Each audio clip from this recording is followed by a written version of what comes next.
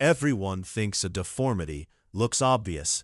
A limp, a hump, a twist you'd spot from across the room.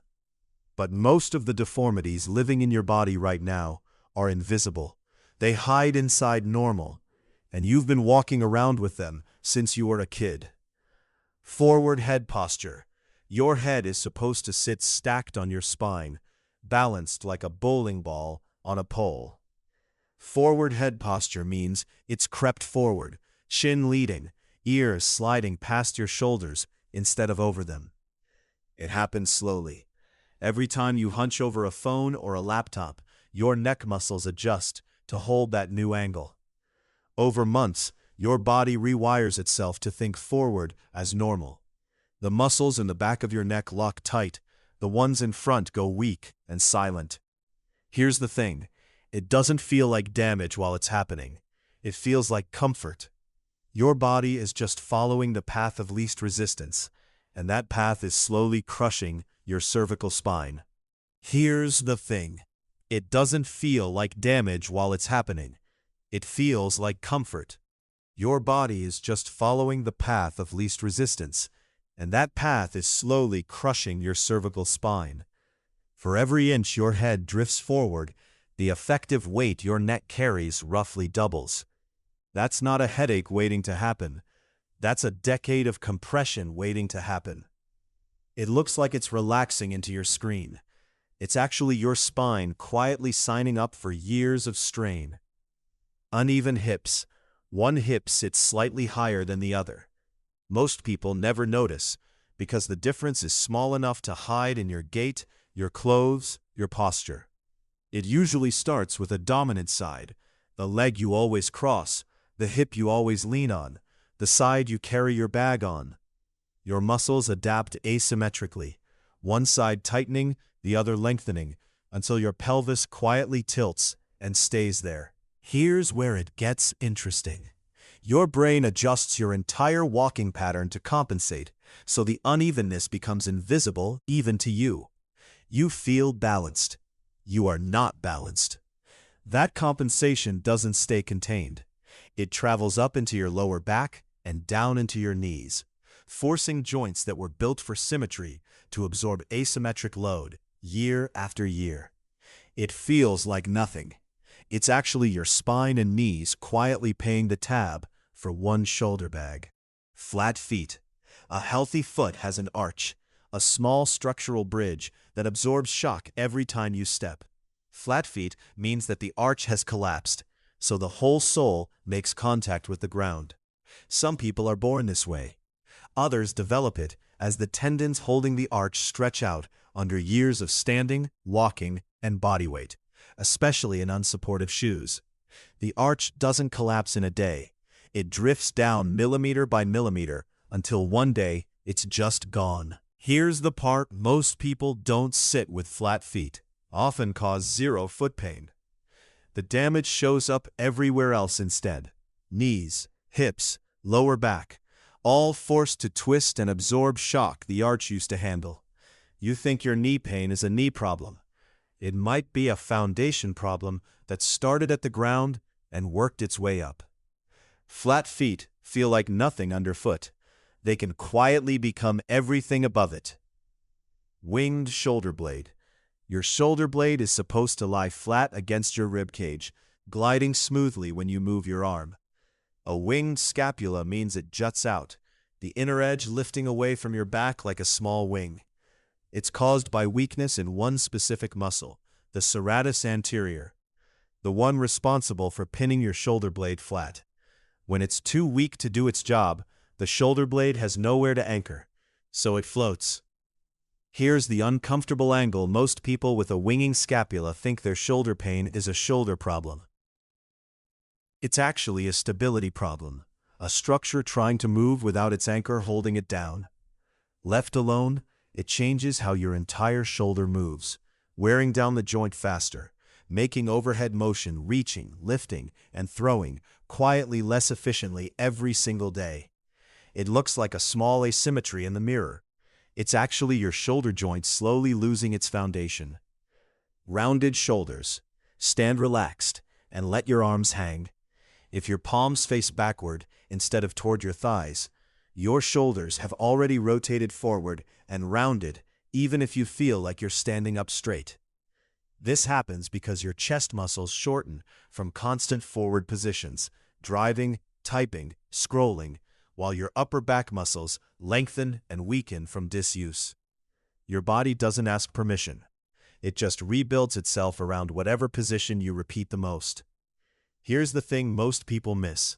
Rounded shoulders don't just look tired. They physically shrink your lung capacity, compressing the space your ribcage needs to expand fully with every breath. You're not just carrying bad posture.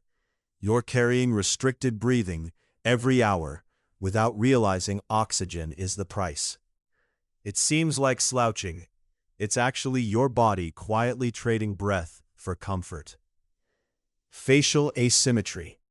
No human face is perfectly symmetrical, but most people don't realize how far off theirs actually is until they see a mirrored photo split down the middle.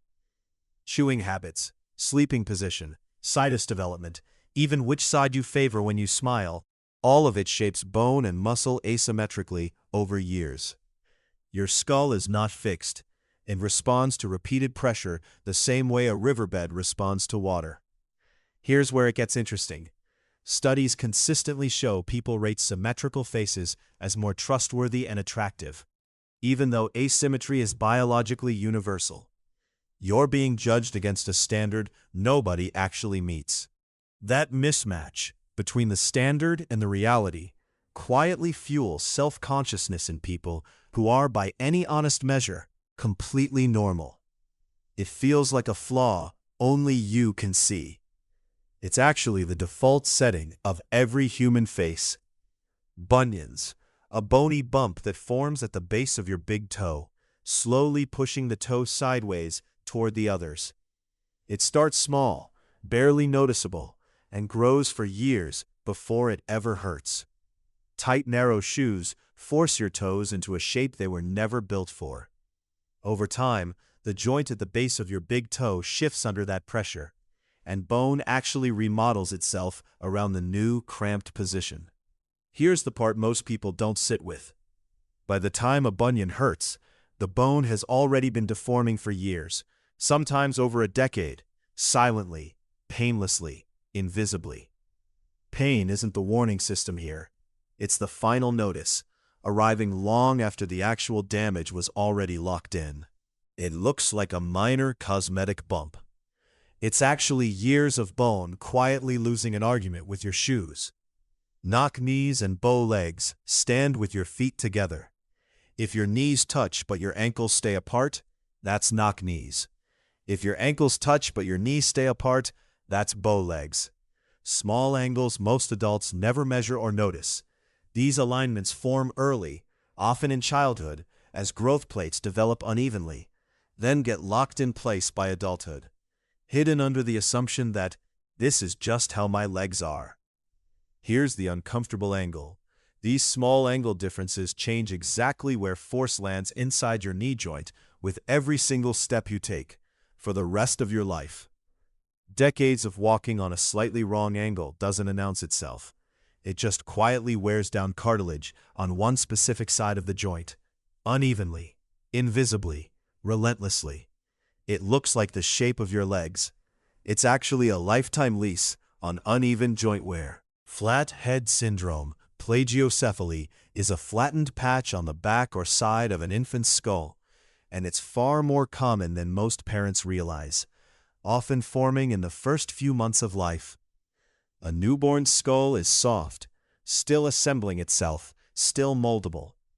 Consistent pressure from lying in one position, back sleeping, car seats, swings, flattens that spot before the bone has hardened enough to resist it.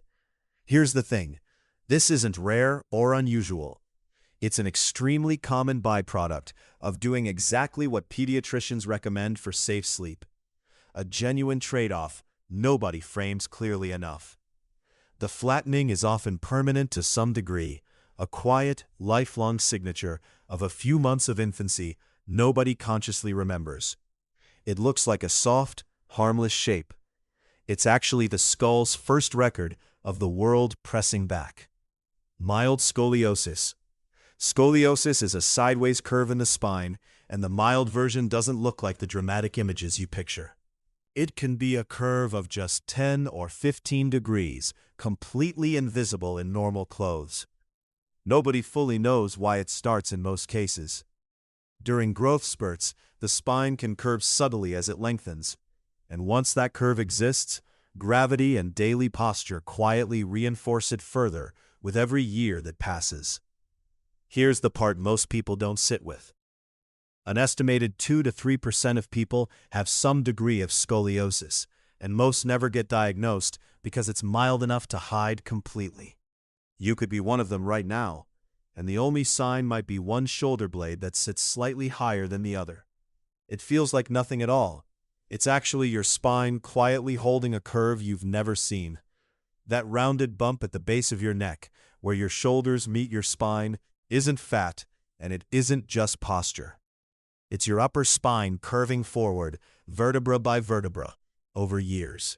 It builds from chronic forward head posture and rounded shoulders, compounding on each other, decade after decade, until the thoracic spine physically remodels into a fixed curve that no longer straightens, even when you try. Here's where it gets uncomfortable. By the time it's visible, it isn't a posture problem anymore. It's a structural one. Bone and ligament that has already changed shape and won't fully reverse.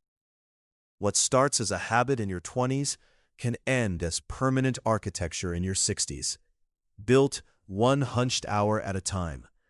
It looks slouching. It's actually your spine's memory of every year you spent looking down.